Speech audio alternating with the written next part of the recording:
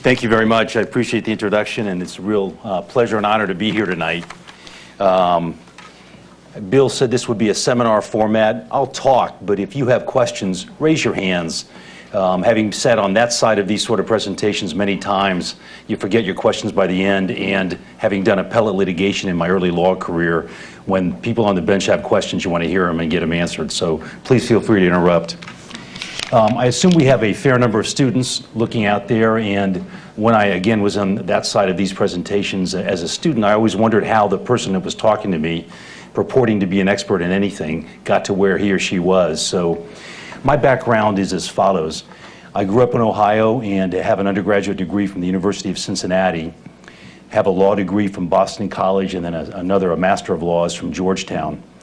I paid for college with an Army ROTC scholarship, and then fought the war a couple of wars ago in Washington doing appellate criminal work for the federal government. Practiced in Hartford and moved out here about 21 years ago, a little more than that. And Santa Barbara is a different place than it was then. Sort of the big men on campus, the big people in the business community were real estate guys. My, how things have changed, although real estate's been good to us the last few years. And it's really seen a sea change in the economy and the source of wealth creation here in the community, driven, quite frankly, largely by your engineering college. I'm married, been married for a long, long time. We have 3 kids who are out of college, and we stay pretty active in the community and have had a lot of fun getting involved in the university. I have been was a director and chairman of SEAM, and worked with Bill and Gary Hansen on the technology management program. My law practice is what you might call a transactional practice. I sort of keep using phrases until somebody nods.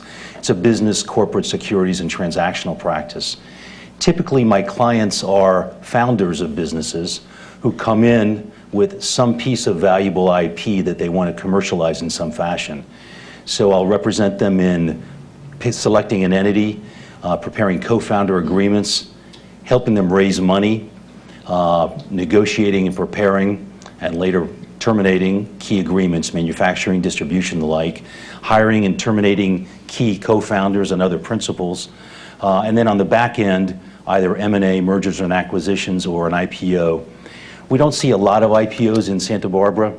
That's one of the 8 or 9 high points that I'll share with you, just looking back over the last 20-some years in the community. It's just hard to build that kind of infrastructure in a business to take it public. We do represent Callway, which we took out about 1.5 years ago. Dave Hofstadter, Peter Sperling, and a number of the guys there are UCSB graduates. But that's really rare and unusual. I think the last one before that was Software.com 8 or 9 years ago. But M&A is the usual back-end way to get out. So let me just, I think the topic of yours, or the theme of your series is picking winners, making technology startups work. Let me just share some thoughts on that topic from my perspective as counsel to a number of organizations. From the 30,000-foot level, I just began working with a physician out of LA who's done some successful investing and wanted me to represent him in a couple of startups. And he said, you know, in today's world, he was talking about Thomas Friedman's The World is Flat. Everybody's talking about that book. I wonder how many people who talk about it have read it, but everybody uses it and throws it around. He said, if you're not the guy who conceived the idea, the guy who's writing the check, or the IP lawyers and corporate securities lawyers who are representing the company, I don't know where you go in America today. So I assume you're all at ground zero in that wealth creation process and you want to be a part of it. Certainly, as other parts of the economy sort of devolve and we internationalize our economy and see an equalization in wages, this is the way you're going to be able to create wealth. You want to be in control of your own destiny. There's a triumvirate. You've probably, when you were in high school, watched that play, Oklahoma. There's a song in there about the farmer and the cowman having to be friends. And there is a triumvirate to creating a successful technology business. And it involves the inventor who conceived the idea, the funder who's going to write the check, and whatever business leadership is going to take it out and commercialize it. And just as in many businesses, there's a fight between sales, who says, without me, you don't got nothing, and manufacturing, who says, you need me to make it. There's always this tug and pull amongst them. The inventor, who often, at least in this community, has a university tie and may primarily be a university employee, professor, always feels they got the shaft. Valuation just wasn't what it should have been, and then they got diluted. But you need the money in order to take that idea out, sprinkle some money on it for it to grow. And even then, if all you have is nothing but neat technology, you can't do anything without business leadership. So to the extent I'm speaking to engineers tonight, you've got to learn to get along with the other people on that team. And as I'll say in a moment, picking the right people is just so vital here. What do you really have when you come out? You've got to ask yourselves, and this is the first question as I sit down. Somebody comes into me and says, was referred to you by so-and-so. I want to get this business off the ground. So I said, tell me about your business. And I listen, and I ask, to myself, and the questions that I pose to the client are pointed at asking whether we have something that's truly commercializable, a neat idea, some new breakthrough technology. And you really have to ask yourselves those questions before you go out and jump into this realm. In order to move beyond just a neat technology, you have to be solving some business for which you're going to be able to persuade people to part with value. And I'm sure you've done as part of classes, to the extent I'm talking to students, executive summaries and business plans. Well, that executive summary should address the problem you're solving. What is the problem out there in the world for which you have a neat idea that's going to cause people to open their wallets and part with value? And too often, people stray from it. I have people come in with their laptops and then want to turn around and show it to me and show me how this neat technology works. And that's fascinating, and you need the guy who conceived it to get it going. But that technology startup is so much more than that. And how you get people to part with value for whatever neat idea you have and you commercialize it, that's just a key part of the process. So back to the farmer and the cowman, and how do you divide up the pie amongst the inventor and the funder and the CEO? There's no magic to it. The way it unfolds is as follows. If you come in with that patentable idea, something around which we're going to build an IP picket fence, you're going to sell that idea by bringing in capital, and you'll get what's called a pre-money valuation. My technology is worth $1 million. So if I come in and I write $1 million check, afterwards we have your $1 million of IP and $1 million of cash, so we've got a $2 million company. You, Mr. Inventor, got half of that, have half of that post-contribution company.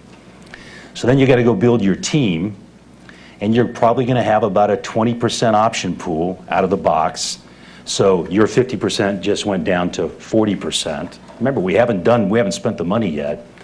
And then you probably need a CEO, or you may not need him at that A round, but pretty soon you're going to, who's going to want 8 to 12%. And then the question is, do you take it out of that option pool, or does it come out further? So we just took your 40 and we shrunk it down before we spent much money, down in the 30 to 35% range, maybe even the high 20s. And that's before you suffer further dilution, which you will suffer unless you get a big pop right away. So that's quick math, and just to give you a feel for the starting point, what you're going to face. Just because I always get that comment from people. Everybody has a friend who was screwed by the venture capitalists. You got to watch them, they're terrible. Picking a team. One of my rules of private investing is that there are 3 rules. The 3 keys to private investing are people, people, and people. And there ain't no substitute. Just like in real estate, you make your money on the buy side. In so many technology companies, you make your success based on who you choose to get around you. And I think most people would agree with the proposition that they take grade A people with a grade B idea over a grade A idea with grade B people around them. And there's just no substitute for good people. And as you go out and look for people to pick as your partners, I urge you to keep that in mind. All of us learn this. We learn it the hard way. I've learned it the hard way as an investor as well as counsel. Those people who have that good idea but maybe aren't up to snuff just are so much more difficult to deal with every step of the way. Another illustration, somebody was telling me the other day, we were talking about a CEO that's become troubled in a client. He said, grade A people pick A people to be around them. B people pick C people. And that's all too often what happens. If you're insecure to begin with, probably because you're not at the top of the heap, you're just not comfortable picking the best. And one of the themes I would urge to you, and I assume I'm looking at it a lot of prospective founders of companies, is to be willing to hire those people and bring in those top shelf people to help you move forward. It's going to be uncomfortable. They're going to challenge you. You won't know everything, and I know that's hard to the extent I have engineers. You guys know everything, but it's something you just have to be willing to suffer. The next one, what I call founderitis, and I swear someday when the economy slows down, I'm going to write a book about this and all the people I've worked with who just wouldn't let go. This is true in not just in technology businesses, but in many others. That founder who just isn't willing to let go will destroy a company. And most venture, certainly the better venture firms, just won't invest in people. That's one of the questions you look for. You can test it certain ways. In an initial meeting, I'll just throw out ideas. I said, now, you think you're the CEO for this, or how do we fill in the business expertise? You got to come at it indirectly to try to sort that out. And quite frankly, even as an attorney, these sorts of situations where a founder just isn't willing to let go creates so much tension in relationships with people around them. Funders, your key management who are just held down, founders who are just untrusting, it's just not worth doing it. And it's hard for you. We'll talk about some legal issues. I am an attorney, so you're going to have to listen to some legal concepts later. But it's hard for you, I know, to trust. But in business, at some point, you kind of make sure you've created a parallelness, if that's a noun, of interest. Make sure that everybody at the table has interests that are parallel. Then you just kind of hold hands and jump off the bridge together and just see where you go. I know it sounds silly, but in the end, you've got to do that. There isn't enough time in the day, and there isn't enough money to pay lawyers to write documents to protect you. You just got to be willing to trust. Engineers, lawyers, and accountants, by training, just don't have the creative leap, oftentimes, that you need to be a business leader in a company. Admit it, deal with it, and find the right people. Before we started, I was talking to a CPA in the audience, and we were talking about one of the partners at his firm who does have a real creative leap. That's unusual for that profession. Engineers, you're trained to test for failure. You do it a step at a time in an incremental manner, looking for failure. That's not the way you create grand value.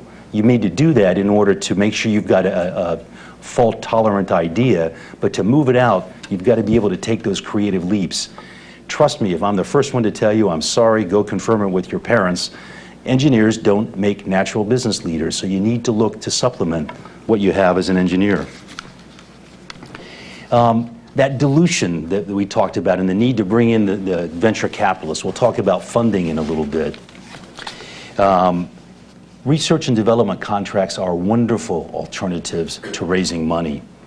If you get out, let's say you conceive some of your idea or there's a germination of it here on campus. First thing you want to do is get off campus so that you're not caught up, at least for those of you who work here, in the assignment of inventions agreements you have that say all those neat ideas you conceive are owned by the regents. So you want to get off campus, form an entity, get an agreement between you and the entity, and even get a site, even if it's a garage somewhere, so that we can point to the idea conception occurring away from campus. That's key. But once you get out there, think about it. If you're at early stage and you come back to my hypothetical about raising money, and you get a $1 million pre-money, you raise $1 million, you get half the company afterwards. Well, if you're just starting, you're just not going to have $1 million pre-money. Maybe it's worth $200,000 or $300,000. Then if you bring in $1 million, you can all do the math. You have very little of that company. So what you want to do is get out there and limp along as much as you can. Some people do it by raising really dumb money from friends and family, but the more efficient way to do it is just to try to find research contracts. And it's a wonderful way to preserve value, preserve ownership, and allow you to get to a good value point before you go out and raise money. Building an IP or building a picket fence. You've got to own something in order to persuade people to come and invest in you and create something of value. And for most of the kind of value creation that we see and what comes out of the university here locally, there is at the core some intellectual property asset. And you'll find venture capitalists and investors asking, what's your sustainable competitive advantage? Why you and not somebody else? And when you peel that onion, the real sustainable competitive advantage is you own something that nobody else owns. And the way you do that in the IP realm, the intellectual property realm, is to have a patent picket fence around it. Now, you'll hear from all kinds of business people, I don't believe in patents. I waste time and then I'm not going to have the money to enforce them, and who believes in litigation? I agree. I accept that. But number one, trust me, you need to have something you own in order to attract that venture money in. And number two, you may not run around and assert your patents against infringers. You may send threatening letters, you may not. But it is wonderful when somebody sends you a letter saying, we think you infringe, to hold up your 12 or 15 patents and say, do you really want to do battle? And in a fast-moving economy today where you really don't have time, unless there's a lot of money in the Treasury, to engage in patent litigation, one of the most costly undertakings there can be, it is wonderful to have those patents to assert back. Take telecom. Telecom is a sort of IP Mexican standoff. Everybody has guns pointed at everybody else in that industry. It's absolutely true. I've lived it with a number of clients. You got to have something to point back or you're just going to be hammered. So people will tell you they don't believe in patents. Keep it as a trade secret. I don't buy it. I think you may do both, but I think there is value in patents. Question from the floor? It's on? Yeah. This question is regarding the previous thing about the defense contracts. So the U.S. defense just sometimes gives out contracts. So do these have like 50%, do they ask a 50% or like 25% share of the company? No. So are you talking about federal research contracts? Yeah. No. For like private companies, like startup companies, yeah. No, but if you're funded by other private companies, you'll definitely debate in your agreement who owns the IP, and whatever you conceive with the research contracts. At the federal level, generally what you face are only march-in rights by the federal government for government, educational, and military purposes. And that rarely is an impediment to building value around a company. In private research, if I'm XYZ Inc. and I'm going to give you $1 million to go do some work, I want something in return because I can't justify giving away that money. And so the negotiation is around what you retain about what you conceive. And there's a concept called fields of use. It's like carving up the landscape. You may reserve what you really want for your area and give them back what they want for theirs. It's a good question. The low points. There will be low points. I saw Jeff Harris just walked in. He and I, his CPA in town, he and I have a number of common clients, and many of those clients have had low points along the way. That's when you're maxed out on your credit cards, you're working 18-hour days, and it just looks like it's going to take forever. I guess what I would say is two things. Number one, you're going to face them, just like we all do in life, but you face them more when you're starting as an entrepreneur in these startups, and especially in the technology realm. There is always light on the other side. And number two, there's this culture that's just developed here that really prevails up in Silicon Valley. It's okay to fail. It's all right. Go on to the next idea. It doesn't mean you're a bad person. It doesn't mean that you are a permanent failure. You tried and it didn't work. To me, it's a badge of honor, and I think to most people who work in the technology realm with startups, it's a badge of honor that you got multiple companies under your belt. You hear this phrase, serial entrepreneur, that's a compliment to people. And we know all of them don't hit or you wouldn't keep doing them. So don't be afraid of the low points and don't be afraid of failing. So when do you get your lawyer involved? You come out, you start a company, you probably had to pay him to get the thing formed. At what point do you, as a founder, turn to your lawyer? I guess, quite frankly, it depends on the type of lawyer you have and what their experience level is. I tend to get involved in some business strategizing, probably to an extent greater than others, just because I've worked with a number of companies in the startup realm and bear a lot of the scars, as I said earlier, not only professionally but as an investor. I think I can add value in that way. Think of what you're going to do out there in 3 steps, I think. Conceiving the strategy, that's something that you probably need, quite frankly, people other than your attorney to help you conceive. But then when you get down to defining a commercial relationship and defining what that will be, since you ultimately are going to memorialize that, there's value in involving your consultants, your CPA and counsel at that point. Second, you usually move to what's called a term sheet stage, where you're hitting the principal points. It's folly not to involve counsel at that point. And then lastly, obviously, a definitive agreement. You'll feel your way both as to your own capacity and the ability of your attorney or other advisors to add value. I like to get involved in those stages. And certainly in working with startups, it's not about billing every month and generating fees. And I think any professional who works in this area will tell you that. It's about building a relationship. You just need to have that conversation with your advisors to make sure they're going to work with you in order to move it along. I was telling somebody before, and I'd speak to doing business in Santa Barbara. I would be less than candid if I didn't say there are real constraints about doing business in Santa Barbara. Number one, for you, going out and looking for that triumvirate of support in your business about which we spoke a moment ago, there simply isn't a bullpen of great management depth waiting to be called on to come in and help. There are a lot of people around who have business experience who can help, but in terms of finding full-time folks, there's just aren't thousands of people sitting around. It reflects the deal flow in the community. Second, let's assume that your technology turns into a product and you decide to turn your product into a business. In rounding out your management team, sales and marketing, you may have to grow your marketing team or your sales team outside the area. It's just a fact of doing business. We have one of those communities in which a lot of people want to live. It attracts successful people who tend to be able to afford the cost of housing and other lifestyle. But if you're committed to starting your business here, it happens every day. You can still do it. You just need to deal with having portions of your company's functions residing elsewhere. So those, as I said, I give you just some 8 or 10 thoughts from that 30,000-foot level, and then jump into some legal issues that I see. Let me pause at that point. Anybody want to ask anything about anything that you've heard so far? Questions? Feel free to raise your hands if you have them.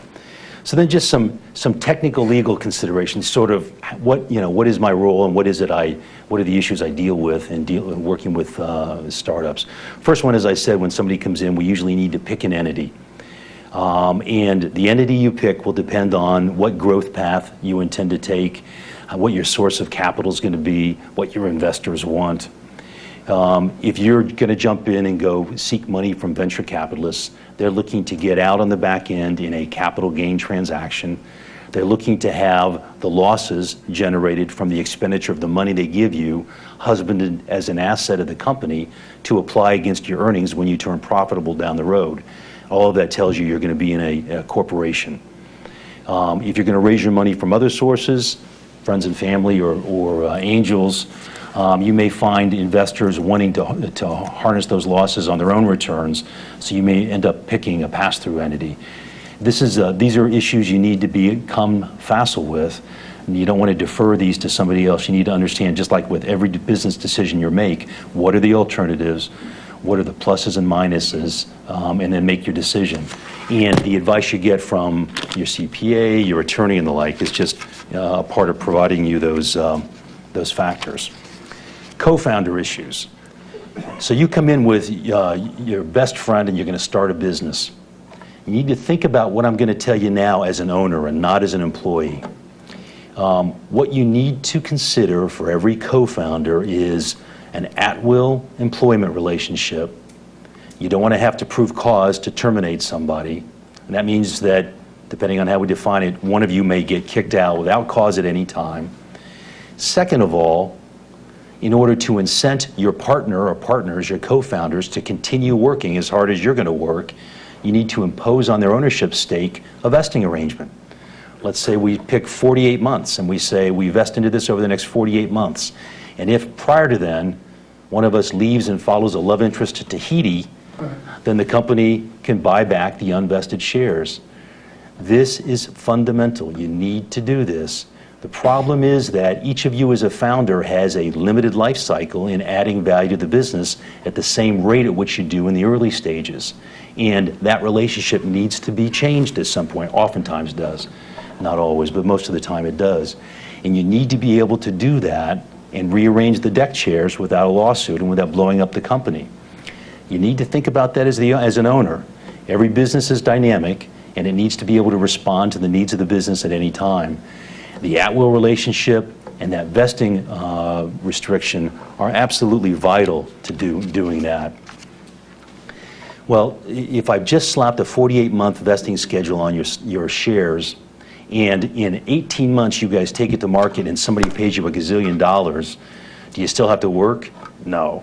You ought to have full acceleration on any, what we call a change of control event or that kind of sale. So you're going to be protected if you're still there working. The benefit of these provisions, frankly, is when you have to walk down the hall and talk to your partner and say, or the board does, and say, you're just not adding value at that rate, we need to redo our arrangement, you have the ability to do that without a lawsuit. This is vital. If you don't do it, if and when you raise money from any prudent investor, they're going to make you do it. And it's just a conversation you ought to have with your partners at the outset. It's one of the most interesting conversations to have, because this is when I see people looking at their shoes in the ceiling when we're sitting there 3 or 4 or 5 of us in a room, because everybody's thinking about it as an employee, as an owner of that stock, and not as a member of the board that has to face this decision. Picking your board and your advisors. I probably should have had this in the first part. It's more a rule of the road, one of Mike Pfau's rules of the road. You don't want people who are looking for a lottery ticket. And all too often, what flocks to the sorts of companies that you're looking to form are people looking for a lottery ticket. I'll be on your board. I've done this a lot. I want some options. If you're going to have somebody on your board, they need to be an investor. They need to put some money into the business. Because if they're not, you're not going to get the same interest and focus and attention and value as you are if they're going to put some money in. Even if it's only 50 grand, they need to put some money into the company. If you violate this, you will regret it. It's kind of like that sign up on Yosemite Falls. If you fall over, then you will die. If you don't follow this, you're going to regret it. All too often, Jeff and I and others who work in this area, we see people who are just looking for a lottery ticket. Let me help you. I'll help you raise money. Give me an option. It just doesn't work. You can accept them as an investor and incent them for helping you raise money with some shares, but that sort of arrangement alone, without some hard dollars, you're just asking for them to go off and put their time into something else. Picking and negotiating with your investors. You've got a couple categories of investors to think through. Obviously, put aside friends and family, because I assume that you will have exhausted that by the time you're looking for real money and you're at a point where you're talking to an advisor like me. Angels and venture investors and strategics, maybe 3 categories to talk about. Strategic investors, maybe the venture arm of a public company. Angel money tends to be what people call derisively dumb money. It's probably going to invest around the excitement of an idea or because they connect with you personally. Angels tend not to do the diligence that venture investors do. And you can tend to get a better valuation for your company. Back to my hypothetical, a million, maybe you say, I've got a $2 million pre-money. They bring in their $1 million of angel money and you kept 2/3 of the company afterwards. So there is benefit to taking that angel money. There's no doubt about it. It takes a long time to raise money that way. Oftentimes that's the only way you get started. I'm just warning you. I was at a TCA event the other night where a client spoke, and I can't tell you the number of months they put into seeking money. TCA is the Tech Coast Angels. It's an angel group here in the South Coast. It's just an incredibly diverting activity. And you're not going to get the focus if all you're doing is walking into one-off meetings with wealthy folks from whom you're looking for 50 to 100 each. It takes forever. Oftentimes that's the only way to get started. And what I like to do is to try to find a lead, somebody who will put in that 100 or 150 and then turn around and go help you raise that money. You need somebody whose interests, back to my fingers going parallel, whose interests are parallel with yours and will help you raise that money. Venture funds. I've had a lot of experience with venture firms. Number one, not all venture firms are created equal.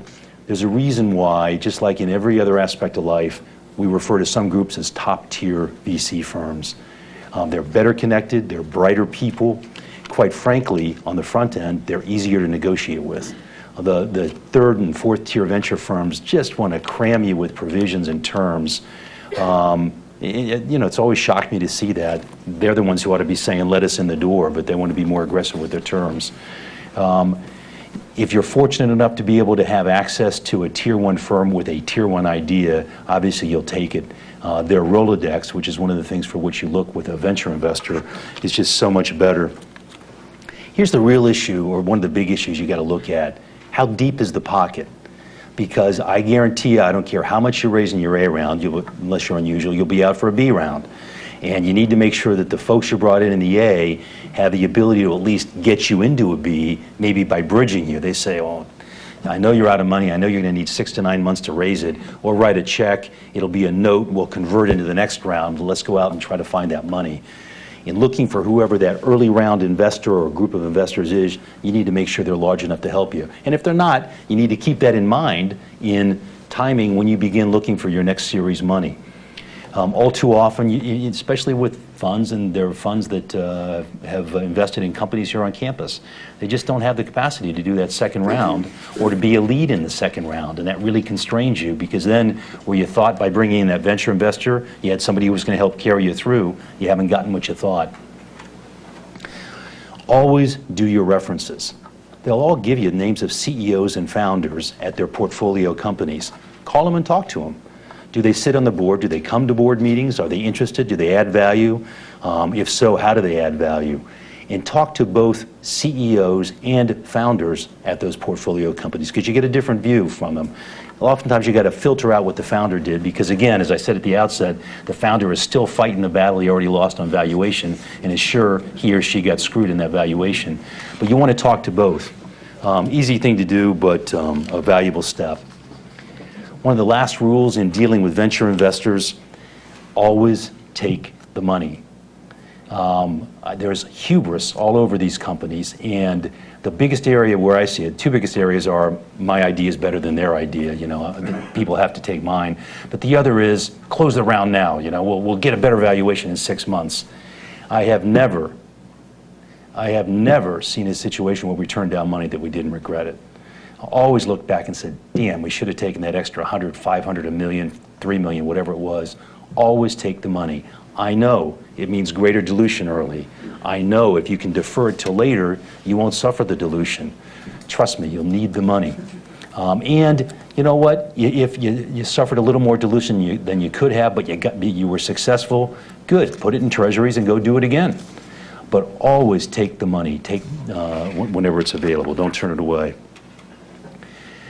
Jumping off the bridge together. I said that earlier, and that's ultimately what you have to do. And in order to be comfortable doing that, one of my rules of the road, as I said earlier, is to make sure people's interests are aligned. You have to ask in any arrangement you set up, funding, financing, registration rights, your co-founder agreements, are we both working in the same direction?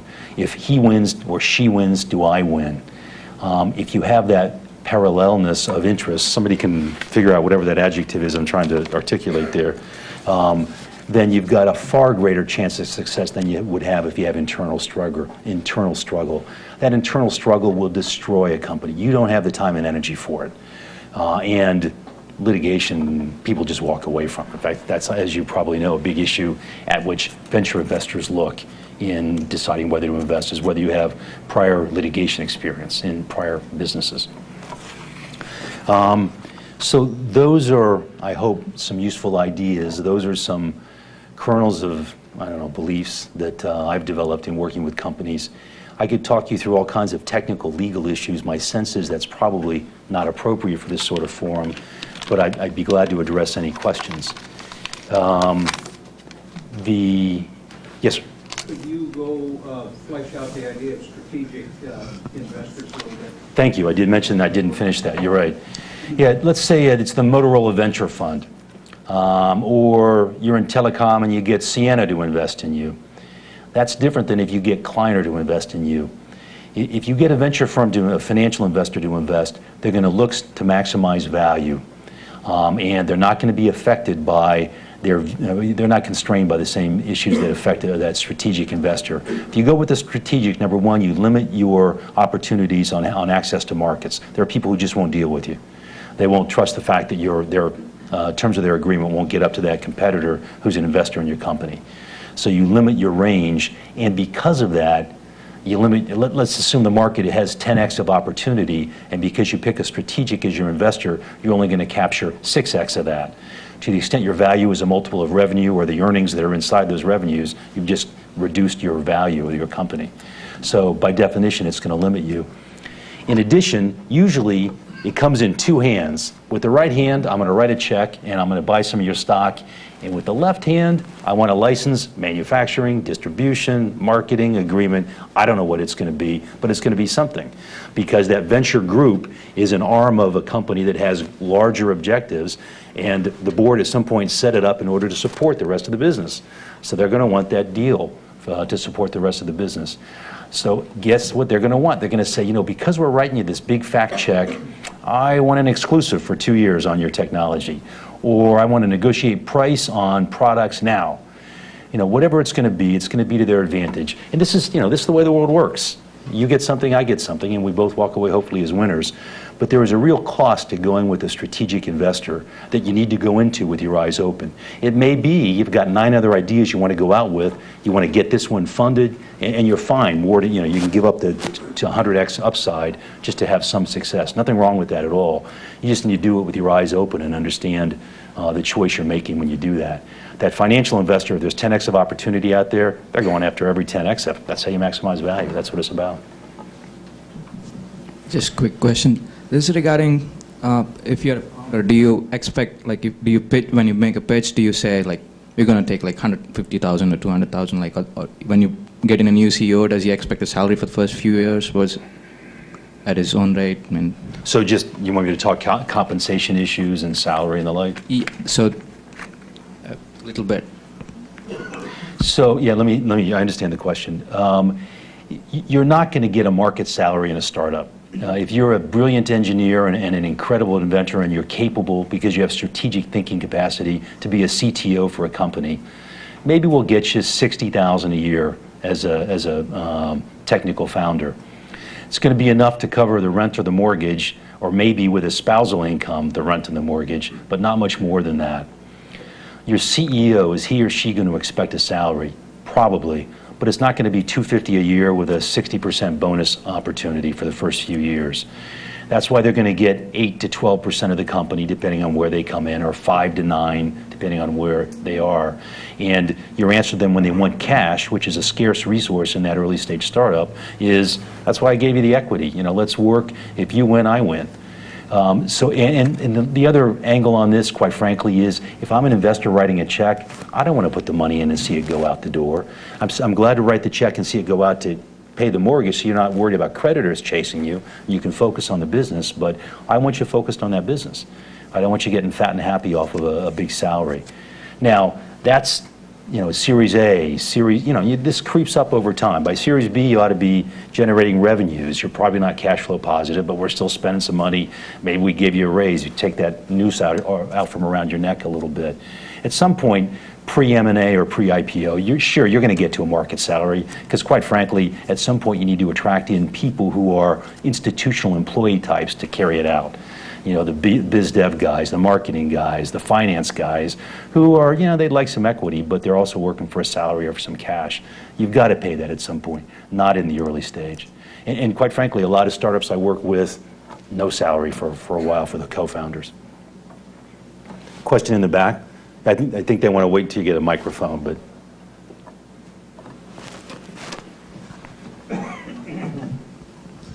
You were talking a little bit about how if you don't have any idea, or you have an idea but you don't have any intellectual property yet, you should go to a lawyer first.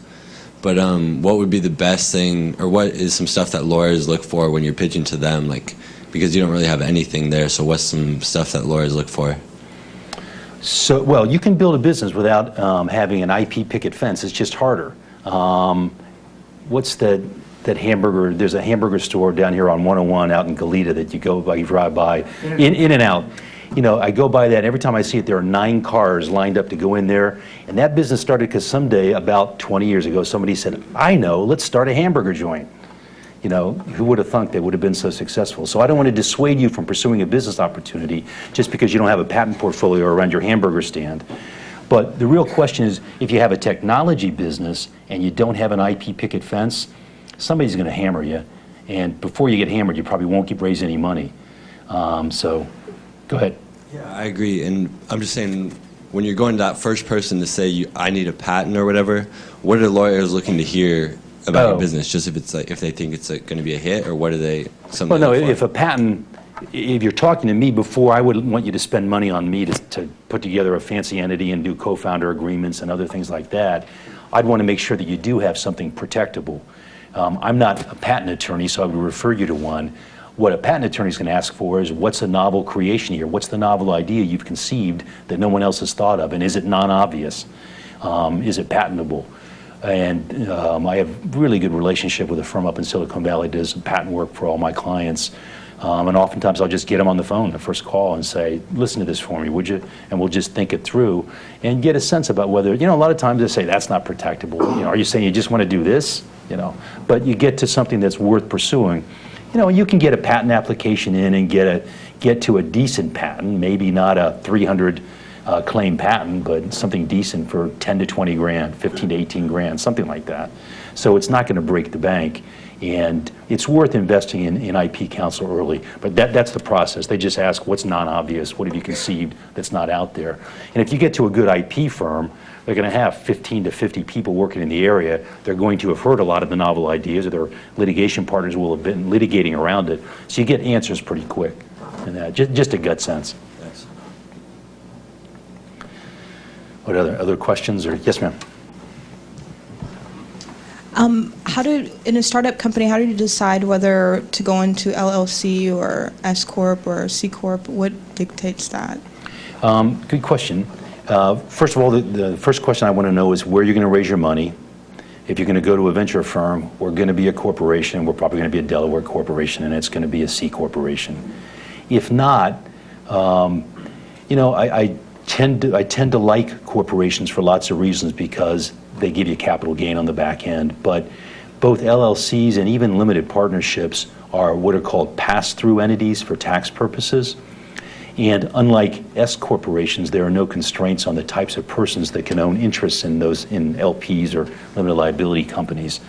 So both because they're pass-throughs and you can have any number of owners and any type of owner, they're really attractive. Let's say you go out and raise an A round. In fact, I have just done this twice in the last 60 days. You raise $2 to $3 million. If you take, and you're going to spend it, that's why you're raising the money. The expenditure is going to create losses unless you have revenue on day one, which you usually don't. So let's say you have $2 to $3 million of losses. If you allocate that back to those investors, they can claim those losses on their personal returns and get them. Let's say you raise $3 million. If they're in the 50% bracket, they've just saved $1.5 million of taxes. So there's value in doing that in the early stage. How would I decide?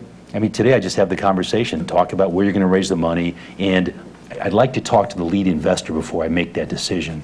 I'd like to know whether they think they can sell this to their whatever investor group as an LLC or as something other than a corporation before they go out. If not, or if you're going to pitch to, let's say, these angel forums, most of them still like to see corporations. That's what they're used to seeing, and it gives you assurance that on the back end you're going to get capital gain. It's a good question. Other questions? Legal, business, or other?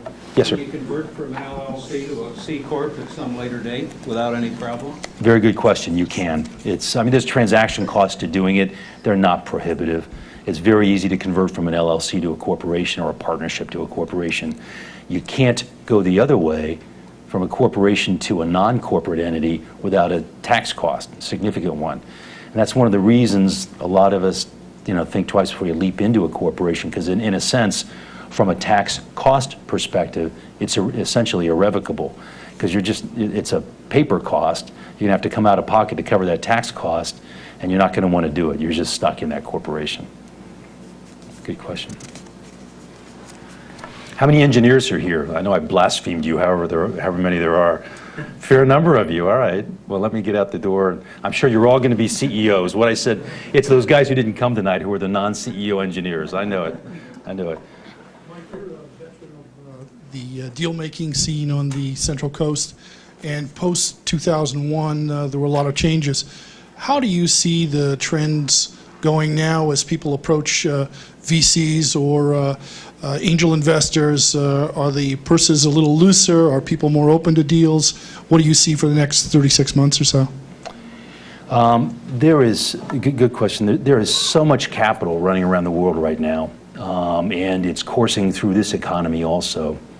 Long-term rates are low, so it's not like people can park their money in a CD and get 12%.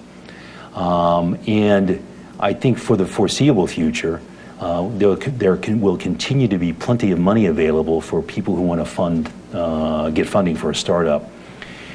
9/11, 2000, bursting the bubble, and 9/11 really caused people to redefine risk and made it difficult to raise money. Not because there were no ideas and not because there was no money, but rather because everybody took a step back and said, whoa. And frankly now, in a meeting today, we used it. We said, we could get another 9/11. It just redefined risk in the business community. So it took people a time for investors and business people to have that work through. The economy is strong. There is just ample capital out there. Venture firms, some are really pressed to invest. They're looking and looking. So I think from a deal-making perspective and the question of money being available, it's a great time to go out and do the sort of thing that we're talking about. Question. So with that fear in the back of your mind, do you think that will affect the U.S. economy in any way? It's worked its way through. The markets have already built that into things. For example, if you're going to go out and do a large commercial real estate loan, you want to go buy a shopping center for $40 million and put a $25 million loan on it, you got to buy terrorism insurance now. Before 9/11, it was one of those things that we'd always comment on it in the loan applications, and lenders would say, yeah, take it out, no problem. But you got to buy it now, you got to pay for it. And in terms of the way people position their portfolios and the way businesses approach decision making, at least to the extent I'm involved, we evaluate that. Do we take this risk? Is it going to stretch us too far? We all of us who are sitting around the table in business today were there at 9/11, and we saw how things just halted, just like all the airplanes came out of the sky, just stopped. So I think that people want more stretch in that elastic band of decision making because of it. So I think it has affected the economy. Another 9/11 would probably do the same thing it did before. People reel things in, we go through a slow period, redefine things. It's just a part of life today, unfortunately. Yes, sir. Could you talk a little bit more about the negotiations that go into pre-money valuation? I can, but it's a pig in a poke. I wish I could tell you there's a formula. You can do discounted cash flow analysis, and good venture firms will look at it. They'll look at the market opportunity, discount the risk, discount the stream of cash flows, look at how much it's going to take, and so on, and do a technical analysis. I don't get involved in that. But let me give you some thumbnail sketches. Go back to 1999. If you had a business plan, you could get a $2 million pre-money because you had a business plan. And I'm not joking. People would invest, usually just angels, but they'd say, wow, he's got a well thought through business plan. There's something there. Let's put our $1 million in and we'll take a third of the company. Or even $4 or $5 million. They were just silly inflated values. Today, I think most people take a much more realistic view. Excitement, a good business plan, neat people. You got to prove validation. You got to have paying customers and have them for a while to get any decent valuation. A company that pitched at this forum that Jeff and I were at the other night had $2.8 million pre-money. They're looking to raise $1.2 million. Software company. They do have good patent protection. It's patent pending, but it's a good firm, and I'm comfortable the patent will issue. And paying customers, and a pretty well-defined product. 2.8 pre-money. Go back to the days when you get $3 million with just a hope and a prayer. It's a different world today. If you walk out with a business plan and nothing really protectable, $500,000, $1 million, just in terms of rules of thumb. If you go out with an idea, you're ready, you got some things that you think you can patent, you have on the board or one of the founders is a Nobel Prize winner, clearly there's value there if that person's willing to put their time in. You're going to get a higher pre-money, 3 to 5, just more on that. But it's a tougher environment, appropriately so. I mean, it's a pig in a poke, like I said before, a lot of this venture investing and startup investing. Other questions? Mike, you've given us a great landscape in terms of people and money and resources. Could you give us a thumbnail sketch of the individual, one of our brilliant engineering faculty or science faculty walks in with a grad student in tow to talk about an idea? What are the 4 or 5 elements that are going to formulate your decision in that 30-minute conversation? With respect to what? The decision? To, this is a deal I want to sink my teeth into and get my company's resources behind to help make happen, or maybe this is something that is best left for others to look at? Good question.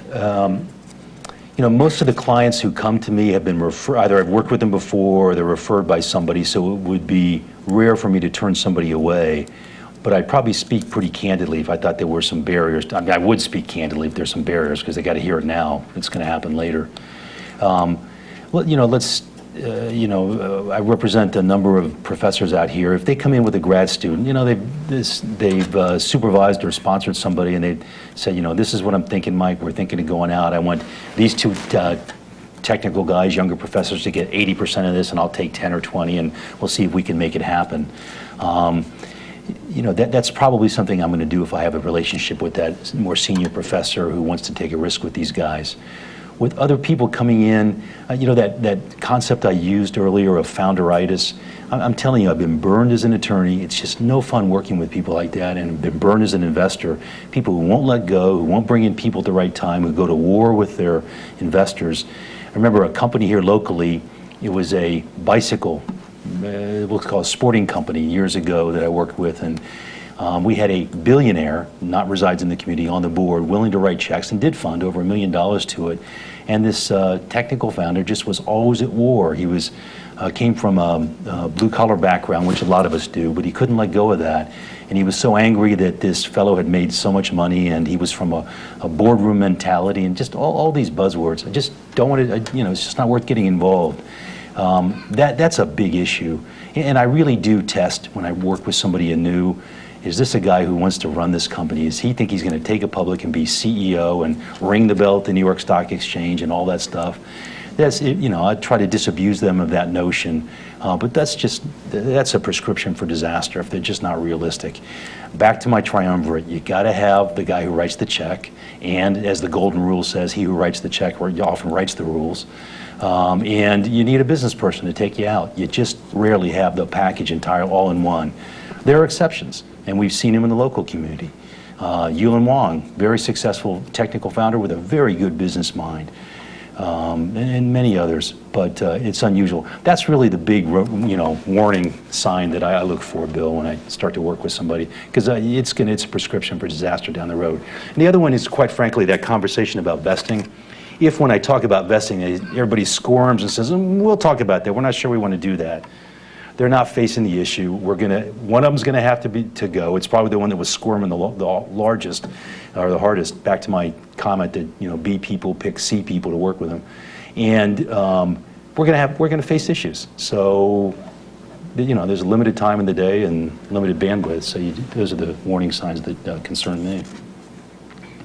Other questions or comments from the floor? Okay, I'll hang around. Oh yeah, I'm sorry. Question over here. You talked about the difference between angels and venture. Is there any sort of monetary level at which there's a frontier or border between where one should be going towards angels? In other words, if you've got a company that you think might be worth $2 or $3 million a year or two out, is that going to, by definition, throw you to angels only because venture firms won't even look at you if you're not going to make $50 million or $100 million? Or what are the? Can you quantify that process? Sure enough. I'd look at it in a couple different ways.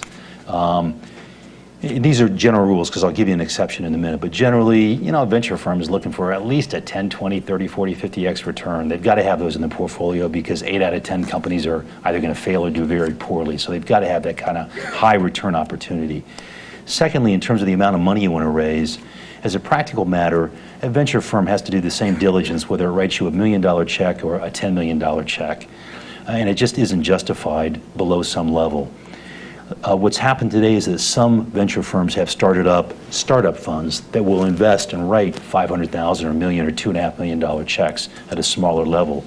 But for a large traditional venture firm to write less than a $5 million check, you just don't get much interest below that level. And so both as to the valuation opportunity and the amount you want to raise, those are probably the two big discriminators. We're doing an angel round in a startup I'm doing right now. We're raising $3 million out the gate. It's just because we have a lead with a very deep pocket who's just harnessed a few friends and said, let's write checks for this. And everybody's writing substantial 6-figure checks, and it's going to happen. That's one maybe you'd look for one of those smaller venture funds for if you didn't have the a lead like this of angels to do it. $1 million or $2 million is the kind of money you're going to raise from angels. Because that's about all the time you're going to have in your life cycle, the life cycle of your business, to spend raising the money from angels, just because it takes so much time. I hope that's responsive. It gives you some tangible markers to think about. Yes, ma'am. So how difficult is it to find these investors, and where would you recommend students to go look? Well, you're not going to find them directly. They're not in the phone book, and people don't hold themselves out that way. So you need to get into the business community with an attorney, a CPA, whoever you're going to work with to help introduce you. One of the things for which you ought to look when you hire your professionals is whether they'll lend their Rolodex to your venture. If you're going into somebody and they're saying that they're unwilling to do that, they're sending you a message. Then maybe they heard some of those warning signs that I was talking about before about the founder who won't let go or whatever. So that's usually how you're going to get there. The group here, the professors at the university can make introductions. There have been a number of successfully funded companies come out of the university. And there's plenty of money in this community, so the opportunity to raise the money is there. You just have to go at it indirectly through these advisors and other people who've done it before.